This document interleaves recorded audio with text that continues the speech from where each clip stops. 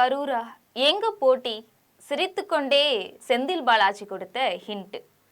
தமிழ்நாடு, புதுச்சேரி, கேரளா, மேற்கு வங்கம், அசாம் உள்ளிட்ட மாநிலங்கள்ல 2026ஆம் ஆண்டு சட்டமன்ற தேர்தல் நடக்குது.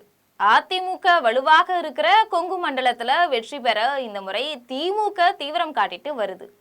திமுக மேற்கு மண்டல பொறுப்பாளராக நியமிக்கப்பட்டிருக்கக்கூடிய செந்தில் பாலாஜி கரூர்ல இருந்து மாறி கோவையில போட்டியிட போறதா தகவல் வெளியாயிருந்தது. இதுக்கு கரூர் மக்களுக்கும் தனக்கும் இருக்கிற தொடர்பை விவரிச்சு செந்தில் பாலாஜி பதில் சொல்லியிருக்கிறாரு. முன்னாள் அமைச்சரும் திமுகவுடைய மேற்கு மண்டல பொறுப்பாளருமான செந்தில் பாலாஜி கோவையில செய்தியாளர்களை சந்திச்சாரு.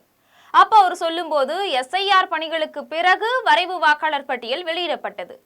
இந்த பட்டியல்ல தகுதியான வாக்காளர்கள் யாராவது விடுபட்டாங்களா, தகுதியற்றவங்க யாராவது சேர்க்கப்பட்டாங்களா அப்படிங்கறத பூத் வாரியா ஆராயணும், அதை பார்த்து ஆட்சேபனைகளை தெரிவிக்கணும் அப்படின்னு நிர்வாகிகளுக்கு அறிவுறுத்தலை வழங்கி இருக்கிறோம். கள்ள ஓட்டுக்கள் வரைவு வாக்காளர் பட்டியலை முழுமையா ஆராய்ஞ்ச பிறகுதான் கருத்துக்களை பகிர முடியும். கடந்த தேர்தல்கள்ல எவ்வளவு வாக்கு பதிவாகி இருக்குது அப்படிங்கிறத பார்த்தாலே மீதம் இருக்கிற சதவீதம் நமக்கு தெரிஞ்சிடும். நேத்து வெளியிடப்பட்டிருக்கக்கூடிய பட்டியல்ல நீக்கப்பட்டவங்க எந்த வருடம் சேர்க்கப்பட்டாங்க அப்படிங்கிறத பார்க்கணும். வழிகாட்டு நெறிமுறைகளை கொடுக்கிறது அப்படிங்கிறது தேர்தல் ஆணையம் தான். அதிமுக ஆட்சியில பாஜக அவங்களோட கூட்டணியில இருந்த போது கள்ள ஓட்டுக்கள் அவங்களுடைய கண்களுக்கு தெரியலையா? அப்போ நல்ல ஓட்டுகளாக இருந்தது, இப்போ கள்ள ஓட்டுகளா ஆயிடுச்சா? இதெல்லாம் நல்லா தெரிஞ்சும் நயினார் நாகேந்திரன் திமுகவை விமர்சிப்பதுல நியாயமே கிடையாது. திமுகவை விமர்சிக்காம தமிழ்நாட்டுல பழைய அரசியல் கட்சிகள் அப்படின்னாலும் புதிய அரசியல் கட்சிகள் அப்படின்னாலும் திமுகவை விமர்சனம் செய்யாம அரசியல இருக்கவே முடியாது. இதுதான் தமிழக அரசியலுடைய சூழல். விமர்சனம் செஞ்சா மட்டும்தான் அவங்க அரசியல் களத்துல இருக்க முடியும். அதாவது நேற்று வெளியிடப்பட்ட வாக்காளர் பட்டியல்ல நீக்கப்பட்டவங்க கூட எந்த ஆண்டு சேர்க்கப்பட்டவங்க, இது செய்யறது முழுக்க தேர்தல் ஆணையம். வழிகாட்டு முறைகளை கொடுக்கறதே தேர்தல் ஆணையம். மாவட்ட ஆட்சியர், மாவட்ட தேர்தல் அதிகாரியா இருக்காங்க. அவங்க எலெக்ஷன் கமிஷன் என்ன சொல்றாங்களோ அந்த பணிகளை அவங்க செய்யறாங்க.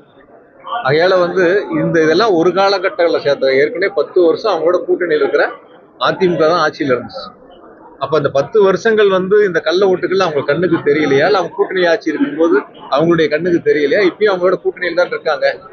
அப்ப அப்பொழுதெல்லாம் அது கள்ள ஓட்டா நல்ல ஓட்டா இருந்துச்சு, இப்ப கள்ள ஓட்டா தெரியுதான்னு கேக்குறாங்க. நயினார் தெரிஞ்சுமே இந்த கருத்தை சொல்லியிருக்காரு. அப்படின்னா அவங்க 10 வருஷம் கூட்டணியில் இருந்தவங்க, ஆட்சியில் இருந்தவங்க, இவங்க கூட்டணியில் இருந்தவங்க, அப்பெல்லாம் அவங்களுக்கு தெரியாதான்னு கேக்குறாங்க. பொதுவா வாக்காளர் பட்டியல் ஒரு நேர்மையான வாக்காளர் பட்டியலா, தகுதியுடைய வாக்காளர் பட்டியலா இருந்துச்சுன்னா தேர்தலை பொறுத்தவரை எதிர்கொள்வதற்கு ஒரு வசதியா இருக்கும். இந்த பட்டியலை பொறுத்த வரைக்கும் நீக்கப்பட்டவங்களையும் புதிதாக சேர்க்கப்பட்டவங்களையும் திருமணம் ஒரு முறை பார்க்கணும். ஏன்னா பட்டியல் இன்னைக்கு கொடுத்துருக்காங்க, கொடுத்த பட்டியலை முழுமையா பார்த்த பிறகுதான் யாராவது விடுபட்டு இருக்கா, இல்ல யாராவது தகுதி இல்லாம சேர்ந்திருக்காங்களான்னு பார்த்துட்டு முடிவு செய்யணும். திமுகவை விமர்சிச்சே ஆகணும் அப்படிங்கிற கட்டாயத்துக்கு தள்ளப்பட்டுடுறாங்க. பாஜக, அதிமுக அப்படின்னு எந்த கட்சியா இருந்தாலும் திமுகவை மட்டும்தான் விமர்சிப்பாங்க. மக்கள் கிட்ட வலுவான இயக்கமாக, நல்ல அரசு நடத்தும் இயக்கமாக திமுக இருக்கு. யாருடைய விமர்சனங்களையும் காது கொடுத்து கேட்க வேண்டிய அவசியம் கிடையாது. அரசுக்கு நல்ல ஆலோசனை சொல்லக்கூடிய விமர்சனங்களாக இருந்தா நிச்சயமா அதை காது கொடுத்து கேட்டு ஏத்துக்குவோம். அதிமுகவும் சரி, புதுசா வந்திருக்கிற கட்சிகளும் சரி, எங்களுக்கும் திமுகவுக்கும் தான் போட்டி அப்படின்னு சொல்றாங்க. கோவை 10 தொகுதி மக்கள் கிட்ட ஆதரவு பெற்றிருக்கக்கூடிய இயக்கம் திமுக. 2026 சட்டமன்ற தேர்தல்ல திமுக கூட்டணி மகத்தான வெற்றியை தரும். நாங்க யாரையுமே போட்டியாளர்களா பார்க்கல, யாரையுமே குறைத்து மதிப்பிடல. நான் கோவை தொகுதியில போட்டியிட போறதா சமூக வலைத்தளங்கள்ல தகவல் பரவறத நானும் பார்த்தேன். கரூர் தொகுதி எனக்கு நல்லாதான் இருக்கு. கரூர் மக்கள் என்ன தொடர்ந்து ஜெயிக்க வச்சுட்டு இருக்கிறாங்க. கரூர்ல என்ன 5 முறை வெற்றி பெற வச்சிருக்கிறாங்க. சமூக வலைதளங்கள்ல வரக்கூடிய கருத்துகளுக்கு மதிப்பளிக்க தேவையில்லை. கரூர் மக்கள் தொடர்ந்து ஆதரவளிச்சுட்டு இருக்கிறதால அப்படிப்பட்ட சந்தேகம் தேவை கிடையாது. கோவையில 10 தொகுதிகளையும் வெற்றி பெற வேண்டும் அப்படிங்கறதுதான் எங்களுடைய இலக்கு. சோசியல் மீடியா பார்த்த பிறகுதான் நானே தெரிஞ்சுக்கிட்டேன். எனக்கு நல்லாதான் இருக்கு கரூர் தொகுதி. தொடர்ந்து என்ன ஜெயிக்க வச்சுட்டு தொடர்ந்து என்ன கரூர் மக்கள் ஜெயிக்க வச்சுக்கிட்டு தான் இருக்காங்க. 5 தேர்தலில் நின்று 5லையும் ஜெயிச்சிருக்கிறேன். அதனால சோசியல் மீடியாலையும் நீங்களும் தான் அந்த கருத்துக்களை கேட்கறீங்க. நல்ல தொகுதி, நல்ல மக்கள் என்னை அன்பா பாசமா வச்சிருக்கிறாங்க. இன்னும் என் மேல நம்பிக்கை வச்சு தொடர்ந்து ஆதரவு கொடுத்துருக்காங்க. கரூர் எனக்கு நல்லதா இருக்கு. அதனால உங்களுக்கு அப்படிப்பட்ட சந்தேகம் தேவையில்லை. சமூக வலைத்தளங்கள்ல யாரோ ஒருத்தர் வந்து பேசுறத ஒரு பொருட்டா நம்ம எடுத்துக்க வேண்டியதில்லை. அதனால இங்க கோவையை பொறுத்தவரை எங்களுடைய இலக்கு தலைவர் எங்க எல்லாத்துக்கும் இருக்கிற கட்டளை 10 தொகுதிகளில் நம்ம ஜெயிக்கணும், அதுக்கான களப்பணியை ஆட்டணும் அப்படிங்கிறத நாங்க எல்லாரும் மாவட்ட செயலர் நிர்வாகிகள் சேர்ந்து அந்த பணிகளை பார்க்கறோம். நிச்சயமா பொறுத்திருந்து பாருங்க, நல்லது நடக்கும். பாஜகவுக்கு அக்கறையே கிடையாது. திருப்பூர் மாவட்டத்துல குப்பை எடுக்கும் பிரச்சனை போயிட்டு இருக்கு. அதுக்கு தீர்வு காண உரிய நடவடிக்கை எடுக்கப்படும். இதுக்கான மாற்று வழிகளை அரசு ஆராய்ந்து கொண்டிருக்கிறது. கடந்த 2024 சட்டமன்ற தேர்தலில் கோவை மக்களவை தொகுதியில போட்டியிட்டவங்க, அதாவது அண்ணாமலை, நிறைய வாக்குறுதிகளை அள்ளி விட்டாரு. அவர் உடனே பொறுப்பேற்பது போல தோற்றத்தை உருவாக்குனாங்க. இப்போ புதுசா அரசியலுக்கு வந்தவங்களும் அப்படி ஒரு தோற்றத்தை கொடுக்கறாங்க. முதல்வரை தேர்வு செய்யறதுல மக்கள் தான் தீர்மானிக்கணும், ஊடகங்கள் தீர்மானிக்க முடியாது. ஒருத்தரை புகழ்ந்து எழுதுறதால மாற்றங்களை உருவாக்கிட முடியாது. பாஜக அரசு பொறுப்பேற்ற இந்த 12 வருடங்கள்ல கோவை மாவட்டத்துக்கு செய்த சிறப்பு திட்டம் என்ன? தமிழகத்தின் வளர்ச்சியில பாஜகவுக்கு அக்கறையே கிடையாது அப்படின்னு சொல்லியிருக்கிறாரு.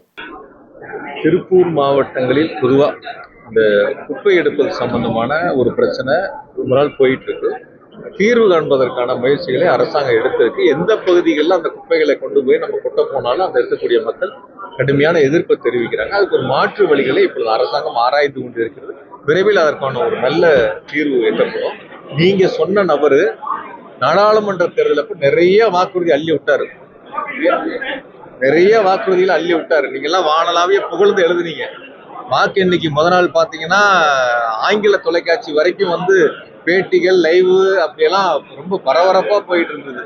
ஏதோ ரிசல்ட்டே வந்துட்ட மாதிரியும் அங்க அடுத்த பதவியேற்பு விழாவுக்கு போயிட்ட மாதிரியும் அப்படி ஒரு பரபரப்பு நீங்கெல்லாம் சேர்ந்தா உருவாக்குனீங்க. இன்னைக்கும் அதே சூழலை தான் சில பேர்த்துக்கு உருவாக்கிட்டு இருக்கிறீங்க. இன்னைக்கும் அதே சூழலை தான் சில பேர்த்துக்கு உருவாக்கிட்டு இருக்கிறீங்க. வீட்டுல கிளம்புறதுல இருந்து போட்டு லைவ் போட்டு ஒரு ஒத்த காரை காட்டி லைவ் எல்லாம் போடுறீங்க. அது பொதுவா சார், உங்க கம்பெனியில வந்து ஒரு ஜிஎம் நியமிக்கிறது நீங்க நியமிக்கலாம். சில பேர்த்துக்கு மட்டும் சொல்றேன், உங்க கம்பெனியில எந்த போஸ்ட் வேணாலும் நீங்க கொடுக்கலாம். ஆனா முதலமைச்சர் தேர்ந்தெடுக்கிறது ஒரு தொலைக்காட்சியோ ஒரு பத்திரிகையோ பார்த்து முடிவு செய்ய முடியாது. நீங்க பத்திரிகை எழுதுறவங்க வந்து இன்னாருதான் அப்படின்னு எழுதுறத மக்கள் தீர்மானிக்க மாட்டாங்க.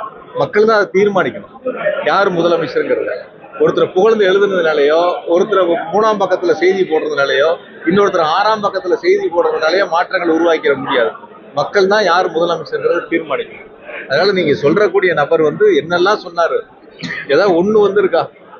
நான் கேட்கிறேன், கோயம்புத்தூர் நான் அன்னைக்கே கேள்வி கேட்டேன், ஆர்ப்பாட்டத்தப்ப அண்ணகிட்டையும் கேட்டேன், ஏதாவது பிஜேபி அரசாங்கம் ஆட்சி பொறுப்பேற்ற இந்த 10-12 ஆண்டுகள்ல கோவை மாவட்டத்திற்கு என்று ஒரு சிறப்பு திட்டத்தை செயல்படுத்தியிருக்காங்க. ஒரு திட்டத்தை நாங்க செஞ்சோன்னு பிஜேபி சொல்லுவோம். அதுக்கு பிறகு நாங்க பட்டியல் போடுறோம் என்னென்னலாம் மாநில அரசாங்கம் மாநில நிதிகளை கொண்டு நாங்க இங்க செயல்படுத்தி இருக்கிறோம், எந்த அளவிற்கு கோவை வளர்ச்சி அடைஞ்சிருக்குங்கிறத நாங்க சொல்றோம்.